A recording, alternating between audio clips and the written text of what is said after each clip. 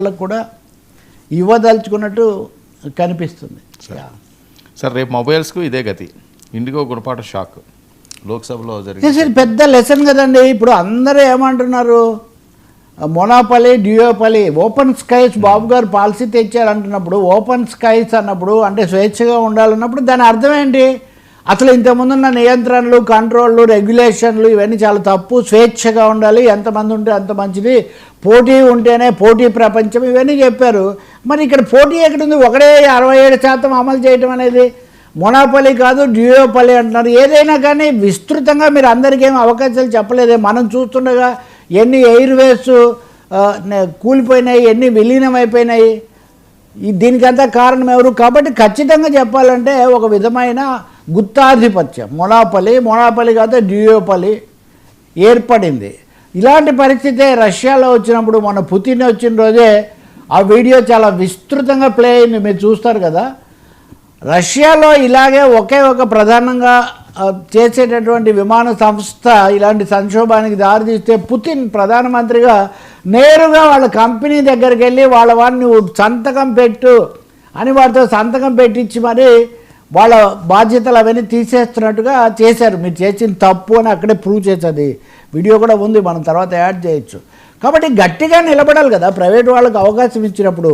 ఒకప్పుడే ఉన్నదన్నేమో వాళ్ళకి ఇచ్చి ఆ తర్వాత మాది కాదంటే, ఇప్పుడు ఇక్కడ మొబైల్స్ ప్రశ్న ఏమొస్తుంది? దేశంలో మొనాపలి ఎవరికి ఉంది? ఎయిర్టెల్కి ఉంది.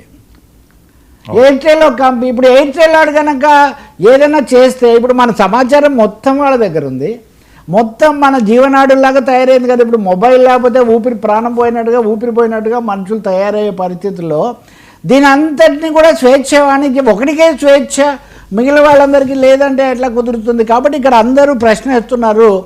ఇండిగో వ్యవహారం ఎయిర్టెల్కి వైపు వేలు చూపిస్తుంది. ఒకప్పుడు బిఎస్ఎన్ఎల్కే మొనాపలి ఉంది, బిఎస్ఎన్ఎల్కు గుత్తాధిపత్యం ఉంది కాబట్టి ఇదంతా అని చెప్పి వేరే వాళ్ళని పిలిచారు.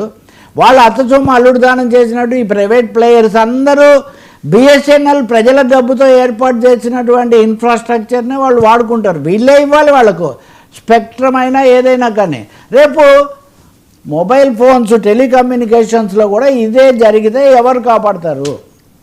ఇక్కడ అంటే పోనీ ప్రయాణాలు ఒకరోజు అటు ఇటు అయిందని మనం అనుకుందాం. ఇందులో మీరు చూస్తారు 7,000 విమానాలు రద్దు చేశారు ఈ 4 రోజుల్లో. అంతకుముందు మొత్తం నెల రోజుల్లో 1,200 విమానాలు రద్దు అయితే, ఈ ఒక్క నెలలో 8 రోజుల్లో 7,000 విమానాలు. 7,000 విమానాలు ఎంతమంది ఉంటారు? కనెక్టింగ్ ఫ్లైట్స్ ఎన్ని ఉంటాయి? కాబట్టి రేపు పొద్దున మొబైల్ కనెక్షన్ ఇప్పుడు మనం చూస్తుంటాము. హఠాత్తుగా గూగుల్ ఒక్కసారి వాట్సాప్ రాకపోతే ఇంకోటి రాకపోతే ఏమవుతుంది? సో ప్రైవేట్ ప్లేయర్స్ అనేవాళ్ళు ఉన్న తర్వాత వాళ్ళ ఛాయిస్ని బట్టి వాళ్ళు చేస్తారు తప్ప ప్రజలు సందర్భాలు ఇవన్నీ ఉండవు. రెండోది అంత సమర్థత నెట్వర్క్ కూడా ఉంటుందో లేదో తెలియదు. కాబట్టి ఇండిగో గుణపాఠం ఇది ఒక షాక్ భారతదేశానికి.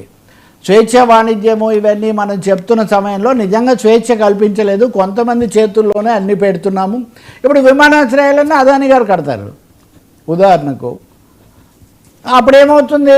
రేపు విమానాలు కూడా ఆయనే తీసుకోవాలని చేస్తున్నారు. ఇప్పటివరకు విమానాల మీద మటుకే గుత్తాధిపత్యం గురించి మనం మాట్లాడుతున్నాం. రేపు విమానాశ్రయాల మీద కూడా గుత్తాధిపత్యం వచ్చిందంటే ఇంక వాళ్ళు చెప్తే మనం కదలటం లేకపోతే లేదని. ఇంకా దీనికి తోడు మొబైల్ ఫోన్స్లో కూడా ఇదే విధమైన గుత్తాధిపత్యం వస్తే ఏం జరుగుతుందని. కాబట్టి ఈ గుణపాఠం మనకు కళ్ళు తెరిపించాల్సిన అవసరం ఉంది. దురదృష్టవశాత్తు అర్నబ్ గోస్వామి గురించి చర్చ జరుగుతుంది, కానీ ఈ గుత్తాధిపత్యాన్ని ఎలా బ్రేక్ చేయాలి, మళ్ళీ వైమానిక రంగంలో ఎక్కువ మంది ప్లేయర్స్ను, ఎక్కువగా ప్రజలకు సదుపాయాలను ఎలా కల్పించాలి అన్న ప్రశ్న ఏమో లేదు. లోక్సభలో ఈరోజు అధికారికంగా రామ్మోహన్ నాయుడు ప్రకటన చేశాడు. ఇప్పటి వరకు మనం మాట్లాడింది ఒక ఎత్తు, ఈరోజు అధికారికంగా నిన్నేమో అడగకపోయినా తనే వివరణ ఇచ్చాడు. నిన్న ఆయన ప్రశ్న లేదు, అయినా కానీ ఆయన వచ్చి వాళ్ళ అంతర్గత సమస్య తప్ప మాది కాదు అన్నారు. అందరం విమర్శించాం, అంతర్గత సమస్య ఏంటి, దేశం బగ్గుమంటుంటే అని. ఈరోజు దాన్ని ఇది పూర్తిగా వాళ్ళదే పొరపాటు, వాళ్ళు దాన్ని సర్దుబాటు చేసుకోవడంలో విఫలమయ్యారు. మేము కొత్తగా ప్రవేశపెట్టినటువంటి FDTL అనే దాన్ని చేసుకోవడంలో, సమన్వయం చేసుకోవడంలో లోపం వచ్చిందని. కానీ బాధాకరం ఏంటంటే ఇండిగో వాళ్ళు కూడా ప్రకటన ఇచ్చారు. ఏం చెప్పారు తెలుసా వర్మ?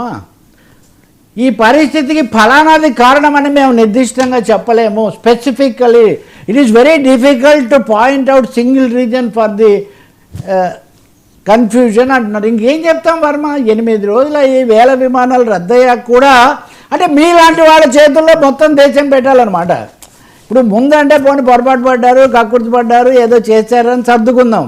కానీ మీరు 10 రోజులు అయిన తర్వాత పార్లమెంట్లో చర్చకు వచ్చిన తర్వాత కూడా మీరు it is very difficult to point out some singular reason for this అంటున్నారు. సింగులర్ రీజన్ ఒకటే, ఇండిగో యొక్క దురాశ. ఇంకా సింగిల్ రీజన్ అదొకటే, సింగిల్ రీజన్ చాలా 20 మంది పైలట్లతో 50 విమానాలు నడపాలనుకోవటం, ఇది వచ్చిన సమస్య. ఈ మాట చెప్పడానికి ప్రభుత్వం సిద్ధంగా లేదు. ఈరోజు రామ్మోహన్ నాయుడు మంత్రి హోదాలో చేసిన ప్రకటనలో కూడా మినిమం సెన్ష్యూరింగ్ ఆఫ్ ఇండిగో లేదు. సమన్వయంలో లోపము, సర్దుబాటులో లోపము, తగిన అంచనా వేయలేకపోయారంట. ఇది 7000 రద్దు చేసిన విమానాలే 7000 ఉన్నాయంటే నడవాల్సిన విమానాలు ఎన్ని ఉంటాయి? ఇన్ని విమానాలు నడిపే ఒక సంస్థ యాజమాన్యం మేము అంచనా వేయలేకపోయాము ఎంతమంది కావాలో అంటే ఇంతకంటే హాస్యాస్పదం ఏముందండి. కాబట్టి ఈరోజు చేసిన ప్రకటన చాలా అసంతృప్తికరమైంది.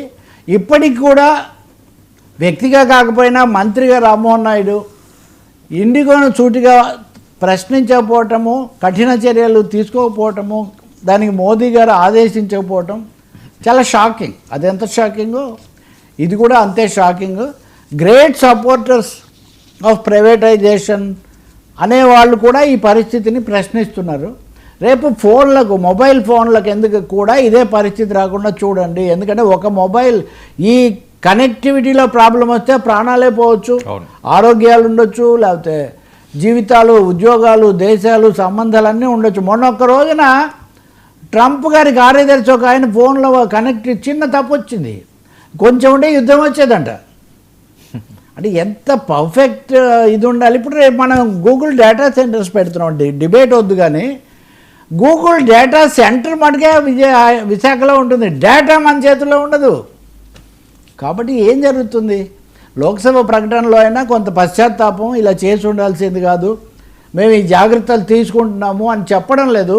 చేతులు ఎత్తేసి వాళ్ళే చేశారు, సర్దుబాటు చేసుకుంటారు, ఇలాంటివి చెప్తున్నారు. కాకపోతే కంటి తుడుపుగా తమలపాకుతో తానిట్టండి అనే తమలపాకుతో కాస్త వాళ్ళను చేసి ఈరోజంట ప్రభుత్వం చాలా ఆదేశించిన మేరకు 5% ప్రయాణాలు రద్దు చేశారంట.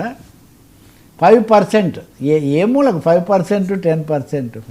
కాబట్టి ఎవరి అదుపులో లేవన్నమాట. ఈ సంస్థలు, ప్రభుత్వాలను సంస్థలు శాసిస్తున్నాయి, సంస్థలను ప్రభుత్వాలు శాసించగలిగిన పరిస్థితి లేదు.